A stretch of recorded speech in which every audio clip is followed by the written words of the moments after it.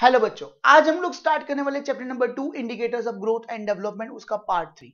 तो सबसे पहले हम लोग समझने वाले इकोनॉमिक डेवलपमेंट एंड ग्रोथ की डिफरेंस, राइट। तो सबसे पहले हम लोग यहाँ पे समझेंगे कि क्या है इकोनॉमिक डेवलपमेंट एंड ग्रोथ की डिफरेंस। तो बच्चों, इकोनॉमिक डेवलपमेंट एंड ग्रोथ की जब मैं बात करता हूँ तो इकोनॉमिक डेवलपमेंट एंड ग्रोथ क्या है।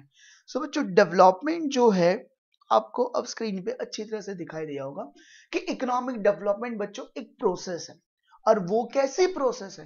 Which is a continuous process. कुछ ना कुछ every day, every time, every second कुछ नया करते रहते हो, और जिसकी वजह से आपकी वेलबीइंग में डे बाय डे इंप्रूवमेंट होती रहती है। So it is known as the development. जैसे अक्षय कुमार है, अक्षय कुमार एवरी टाइम कुछ ना कुछ नया चेंजेस लेके आते हैं, अपनी एक्टिंग स्किल में कुछ ना कुछ नया चेंजेस लेके आते हैं। सो उस एक्टिंग स्किल में चेंजेस लाने की वजह से आज उसकी वेलबींग बहुत अच्छी है। लेकिन मान लो कि फॉर एग्जांपल काफी सारे ऐसे एक्टर्स हैं और एक्ट्रेसेस हैं, अपनी एक्टिंग स्किल में चेंजेस नहीं लाते, एक्टिंग स्किल में कुछ डेवलपमेंट नहीं लाते, तो उसकी वेलबींग अच्छी नहीं होती है।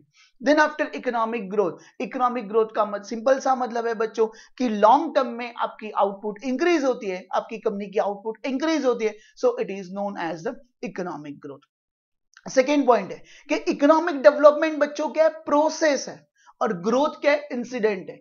हर एक की लाइफ में कुछ ना कुछ इंसिडेंट हुआ होगा, सो उस इंसिडेंट की वजह से ग्रोथ हुआ है, राइट। कोई भी इंडिविजुअल बंदा देख लो, किसी एक्टर्स और एक्ट्रेसेस की लाइफ देख लो, कुछ ना कुछ इंसिडेंट हुआ है और उस इंसिडेंट की वजह से उसकी ग्रोथ हुई।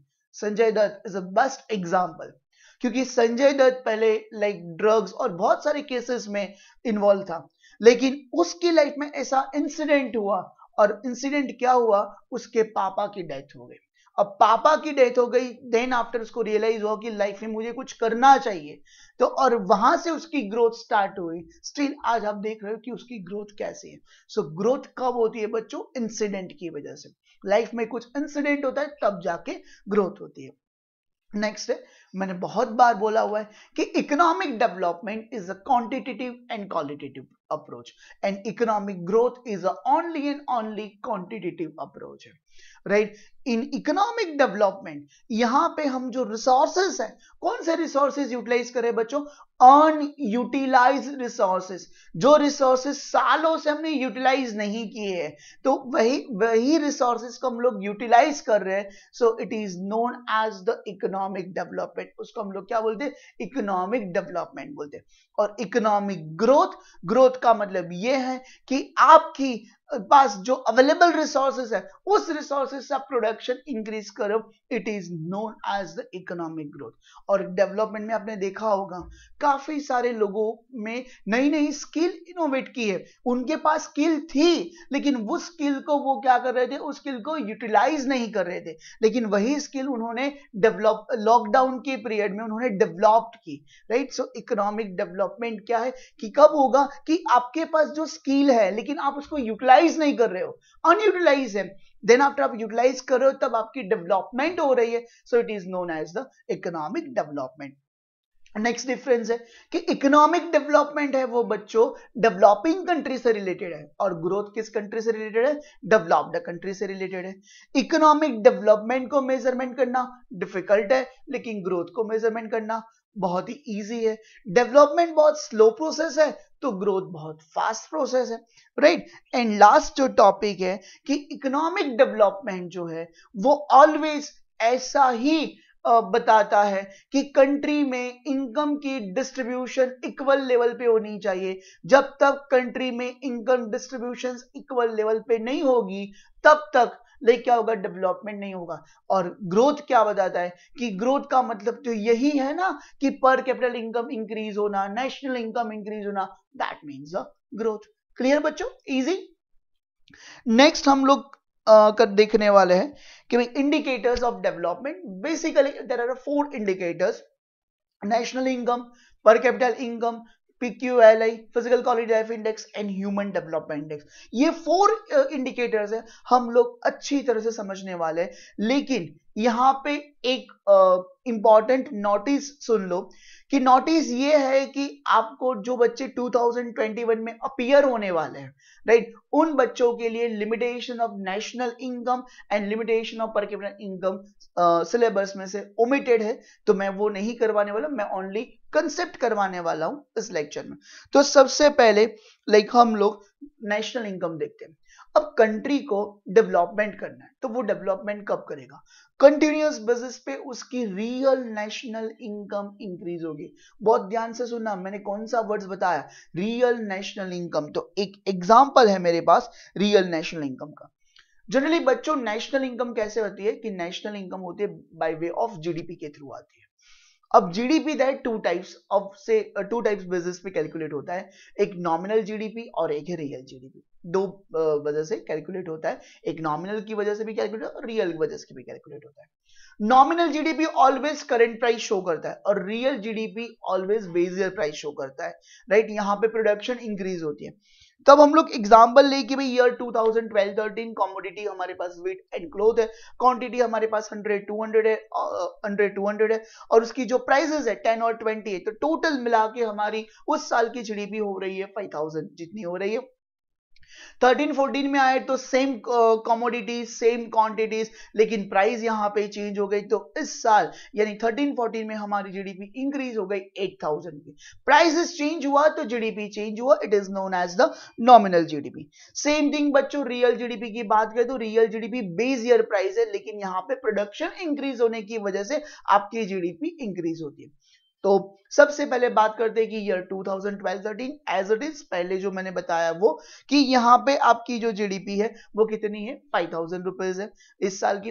देन आफ्टर 13-14 की सेम वीट एंड क्लोथ, लेकिन यहाँ पे ध्यान से सुनना, प्रोडक्शन आपकी देखो बच्चों 12-13 में 100-200 थी, अब 13-14 में 200-400 है, लेकिन प्राइसेस सेम है, तो उसकी वजह से हमारी बच्चों जीडीपी इंक्रीज हो रही है। सो 10,000 जीडीपी इंक्रीज होगी तो नेशनल इनकम भी इंक्रीज होगी। तो हम लोग कौन सी जीडीपी को कैलकुलेट करते हैं? रियल जीडीपी को हम लोग अंडरस्टैंड करते हैं, हम लोग नॉमिनल जीडीपी को कंसिडर नहीं करते हैं, राइट। सो आपको इकोनॉमिक में ग्रो करना है, तो आपको इकोनॉमिक में कब ग्रो कर पाओगे? कि तभी ग्रो कर पाओगे ना बच्चों कि जब आपकी क्या होगी, कि जब आपकी नेशनल इनकम वो वाली कौन सी वाली, रियल वाली नेशनल इनकम इंक्रीज होगी। और दूसरा पॉइंट ये बताया हुआ है कि नेशनल इनकम इंक्रीज हो रही है, राइट, तो कंट्री की डेवलपमेंट भी होगी। नेशनल इनकम डिक्रीज हो रही है तो कंट्री की डेवलपमेंट भी डिक्रीज होगी। नेशनल इनकम स्टेडी है तो कंट्री की इनकम भी क्या हो जाएगी, स्टेडी हो जाएगी, उसकी ग्रोथ रेट स्टेडी हो जाएगी। देन आफ्टर यहाँ पे एक पॉइंट ऐसा भी बताया हुआ है बच्चों कि ये जो इंडिकेटर्स है वो ऑलवेज मॉनिटरी इनकम को कंसीडर नहीं करता है, लेकिन कौन से इनकम को कंसीडर करता है बच्चों? रियल नेशनल इनकम को कंसीडर करता है, रियल इनकम को कंसीडर करता है। It is not consider as a monetary income. Clear? Next है growth rate of per capital income. तो यहां पे बहुत ध्यान से समझने वाली चीज, पर capital income is average income पर हेड। क्या है बच्चों? एवरेज इनकम पर हेड है। देन पर कैपिटल इनकम की फॉर्मूला क्या है? Total populations divide by total income, right, total populations divide by total income. If the country की पर कैपिटल इनकम इंक्रीज होगी तो डेवलपमेंट हमारा फास्ट होगा, पर कैपिटल इनकम हमारी स्लो रेट पे होगी तो डेवलपमेंट स्लो होगा, पर कैपिटल इनकम कांस्टेंट होगी तो हमारी डेवलपमेंट क्या होगी कि स्टेगनेंट रह जाएगी, वो इंक्रीज ना होगी ना डिक्रीज होगी। सो यहाँ पे पर कैपिटल इनकम मान लो कि फॉर एग्जांपल आपकी फॉल्स होती है, सो डेवलपमेंट भी आपकी क्या होगी बच्चों, क्या होगी, नेगेटिव में चली जाएगी। सो अल्टीमेट ऑब्जेक्टिव तो हमारा यही है कि पर कैपिटल इनकम क्या हो, इंक्रीज हो, राइट।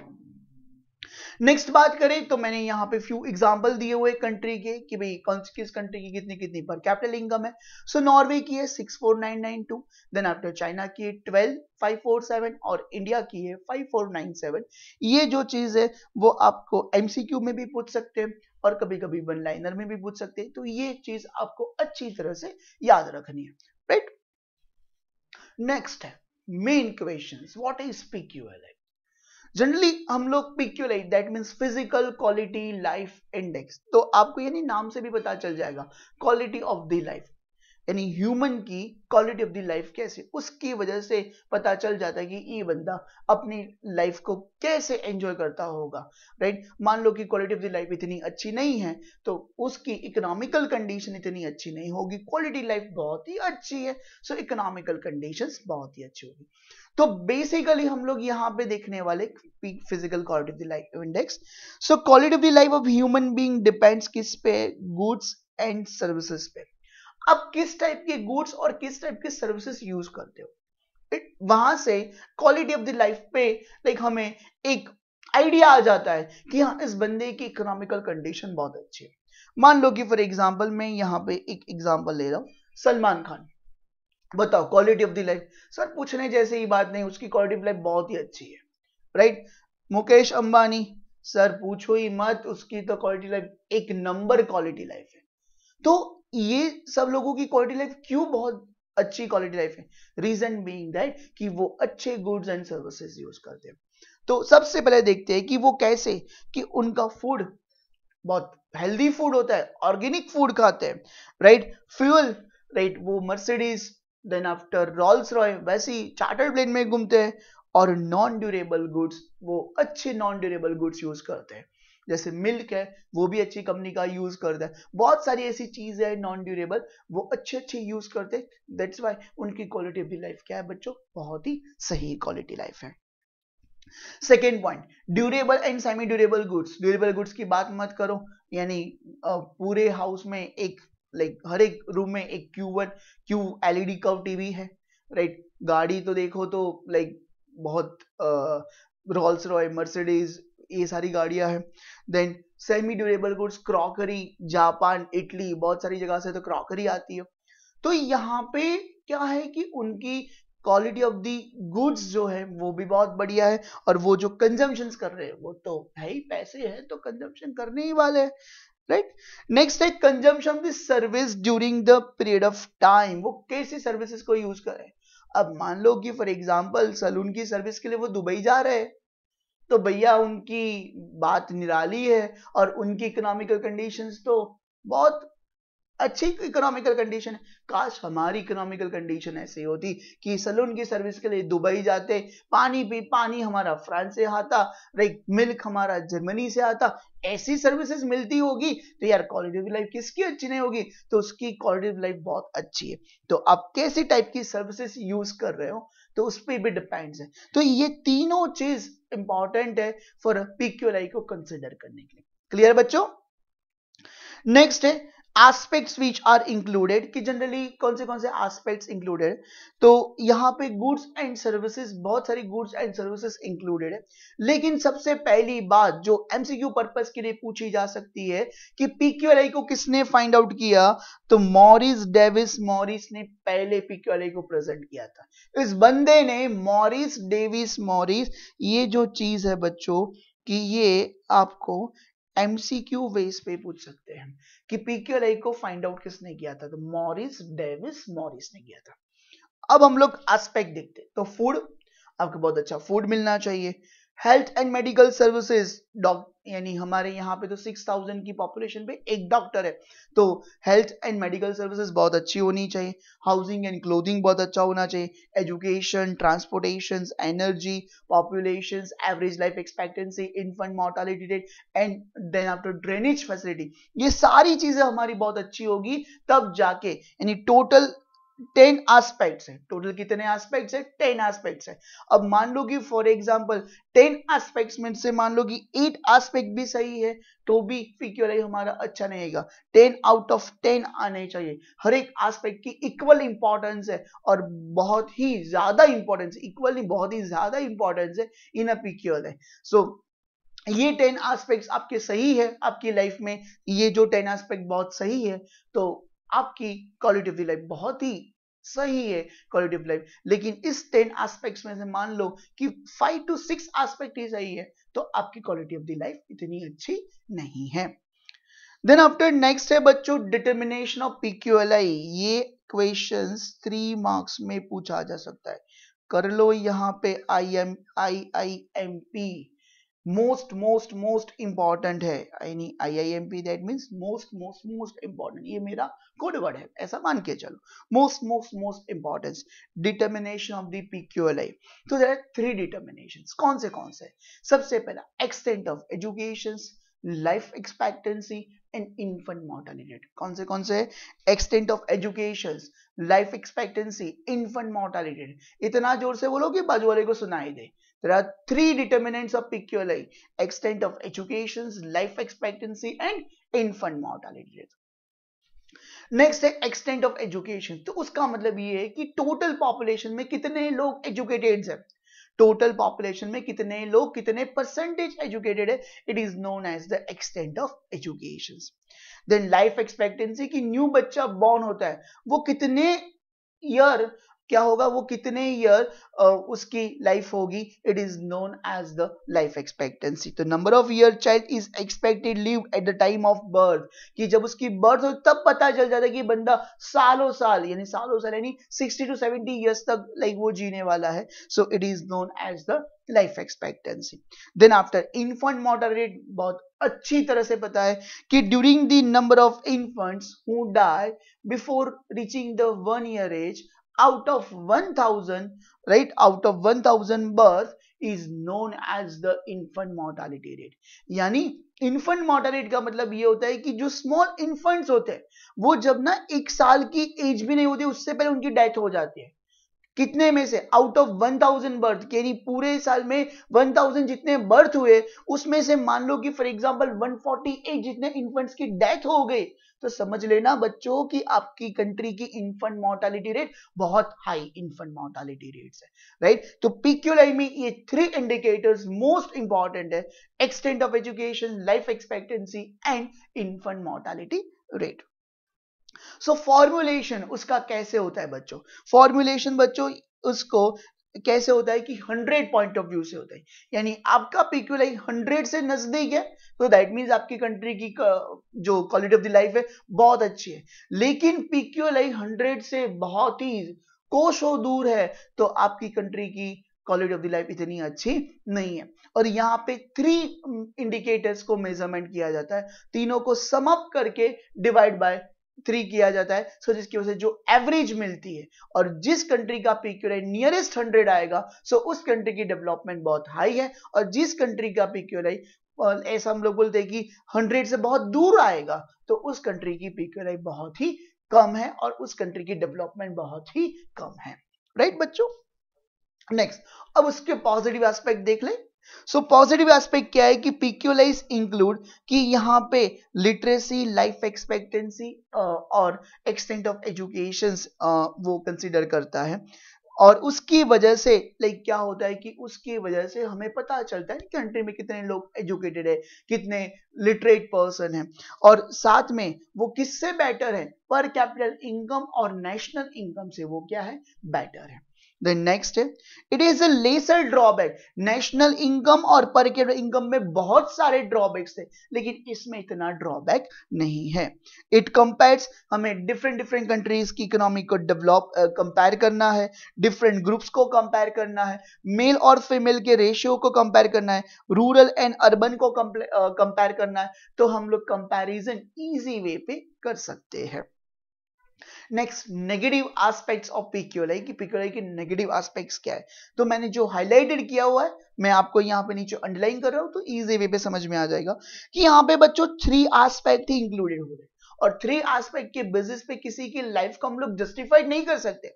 बहुत सारे इंडिकेटर्स है वो इंक्लूडेड होने चाहिए, ओनली 3 इंडिकेटर्स चलेगा नहीं।